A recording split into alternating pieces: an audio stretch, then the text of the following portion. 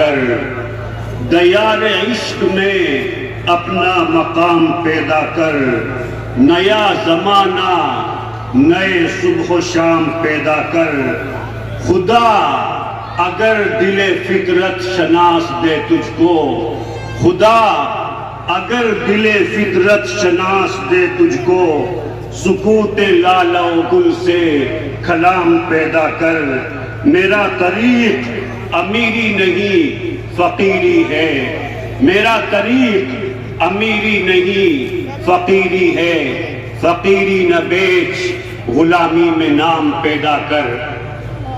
Stage پر تشریف فرما معقر علماء کرام، خاص طور سے اس اجلاس اور اس ادارے کے روح رواں ہمارے بڑوں کے بڑے حضرت مولانا حکیم محمد عبداللہ مغیثی دامت برکاتہم، جملہ اساتذہ کرام اور میرے عزیز ساتھیوں، جو آیت میں نے آپ لوگوں کے سامنے پڑھی اس میں اللہ تبارک و تعالی یہ ارشاد فرماتے ہیں وَهُوَ يَتَوَلَّ الصَّالِحِينَ کہ میں نیک لوگوں کا سرپرست ہوں، میں نیک لوگوں کا ذمہ دار ہوں، میں نیک لوگوں کا محافظ ہوں، میں نیک لوگوں کا پروٹیکٹر ہوں۔ اس کا مطلب یہ ہے کہ اللہ تبارک و تعالی نے اس مختصر سی آیت کے اندر پوری انسانیت کے تمام مسائل کا حل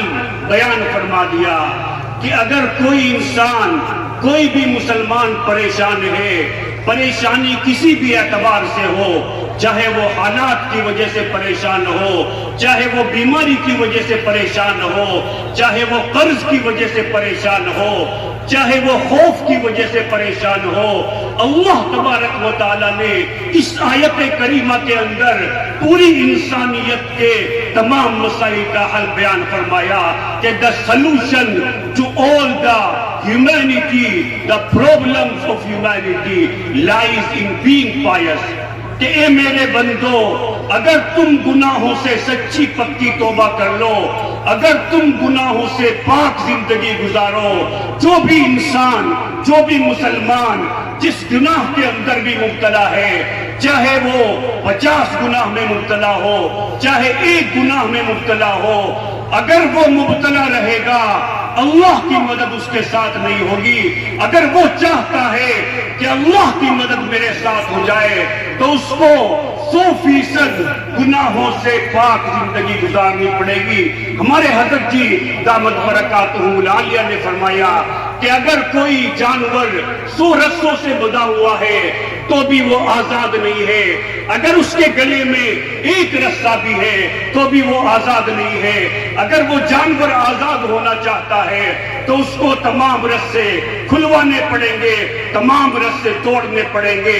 بالکل یہی بات اللہ تبارک و تعالی اس آیت کریمہ کے اندر ارشاد فرماتے ہیں کہ اگر مسلمان چاہتا ہے کہ وہ تمام مسائل سے نکل جائے، اس کا تعلق میرے ساتھ مضبوط ہو جائے، وہ دنیا میں پیسفل اور پرسکون زندگی گزارے، تو میں نے اس کا ایک واحد حل بتایا اور وہ یہ ہے وَهُوَ يَتَوَلَّ الصَّالِحِينَ کہ گناہوں سے سچی پکی توبہ کر لے۔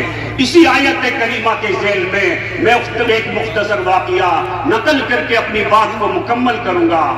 آپ پوری تاریخ انسانیت کو اٹھا کر کے دیکھ لیجئے، حضرت آدم علیہ السلام سے لے کر کے آج تک پوری انسانیت کی تاریخ کو اٹھا کر کے دیکھ لیجئے، آپ کو پتا چلے گا کہ جس نے بھی اللہ کی مان کر کے زندگی گزاری، جس نے بھی گناہوں سے پاک زندگی گزاری، جس نے بھی اللہ کے احکام مان کر کے زندگی گزاری، اللہ نے کبھی بھی اس کو بے یار و مددگار نہیں چھوڑا۔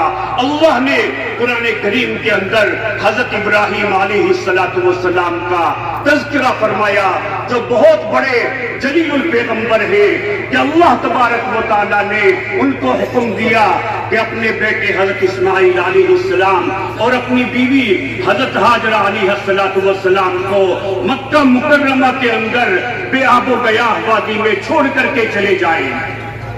تو وہ اپنے بچوں کو بے آب و گیاہ وادی میں چھوڑ کر کے چلے گئے.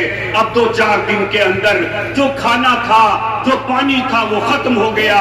اماں بھی پیاسی ہے، بچہ بھی پیاسا ہے. ماں اپنی بھوک پیاس کو برداشت کر لیتی ہے، لیکن بچے کی بھوک پیاس ماں سے برداشت نہیں ہوتی. چنانچہ وہ صفا اور مروہ کے درمیان دوڑ لگاتی ہے. اللہ تبارک و تعالیٰ کے لیے جو بھی قربانی دے گا، کوئی پیسے کی قربانی دے گا، جان کی قربانی دے گا، وقت کی قربانی دے گا، تو اللہ تبارک و تعالیٰ شاکر علیم ہے. اللہ تبارک و تعالیٰ ہر چیز کا قدردان ہے. لیکن جو قربانی اللہ کو سب سے زیادہ پسند ہے وہ جذبات کی قربانی ہے. حضرت مولانا حکیم اختر صاحب لکھتے ہیں، تو نے ان کی راہ میں طاعت کی لذت بھی چکھی، تو نے ان کی راہ میں طاعت کی لذت بھی چکھی. ہاں شکست آرزو کا بھی مقام قرب دیکھ، جاں فروشی، سر فروشی، تن فروشی سب سہی، پی کے خون آرزو پھر کیفے جام قرب دیکھ. چنانچہ جب انہوں نے اللہ تبارک و تعالیٰ کے لیے قربانی دی، جذبات کی قربانی دی، اور صفا اور مروہ کے درمیان دوڑ لگائی پانی کی تلاش میں، تو جب وہ دوڑ لگانے کے بعد اپنے بچے کے پاس آئی تو کیا دیکھتی ہے کہ اللہ تبارک و تعالیٰ نے ان کے بیٹے حضرت اسماعیل کے پاؤں کے نیچے سے زمزم کو جاری فرما دیا، جو آج scientifically the most purified water ہے، جس سے ہیلدی، جس سے اچھا پانی، پیور صاف ستھرا ہیلدی پانی پوری دنیا میں کہیں نہیں پایا جاتا.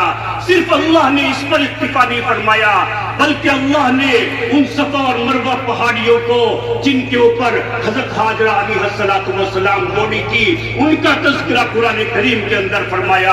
اللہ نے فرمایا ان الصفا والمروہ من شعائر اللہ، کہ صفا اور مروہ اللہ کے شعائر میں سے ہے. اور اللہ نے صفا اور مروہ کے درمیان دوڑ لگانے کو حج کا اور عمرے کا رکن بنا دیا.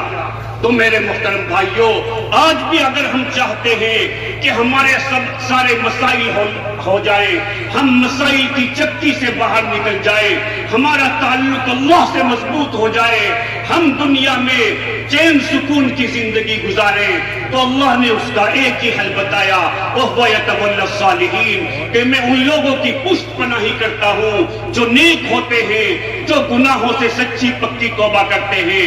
اس لیے آج ہمیں توبہ کی ضرورت ہے. سب لوگوں کو توبہ کرنی چاہیے، گناہوں سے سچی پکی توبہ کرنی چاہیے. سب لوگ تیار ہیں توبہ کرنے کے لیے؟ ہاتھ اٹھائیے. اگر ہم یہ مجمع سچی پکی توبہ کر کے جائے گا تو اس جلسے کا بھی فائدہ ہوگا، اس جلسے کے انعقاد کا بھی فائدہ ہوگا. ان جلسے کے منعقد ہونے کا مقصد جہاں یہ ہے کہ مدرسے کی آمدنی ہو، اور اس کے ساتھ ساتھ یہ بھی ہے کہ مسلمانوں کا ایمان مضبوط ہو.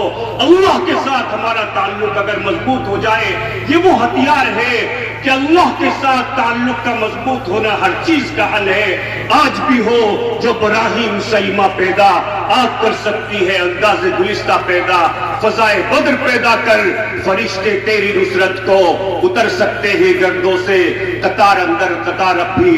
دعا فرمائے کہ اللہ تبارک و تعالی مجھے بھی اور آپ لوگوں کو بھی گناہوں سے سچی پکی توبہ کرنے کی توفیق عطا فرمائے، اور اپنے ساتھ تعلق کو مضبوط کرنے کی توفیق عطا فرمائے، تاکہ اس کے بدلے اللہ ہماری دنیا بھی بنا دے اور آخرت کی کامیابی بھی ہمارے نصیب میں لکھ دے. وما ذلك على الله بعزیز.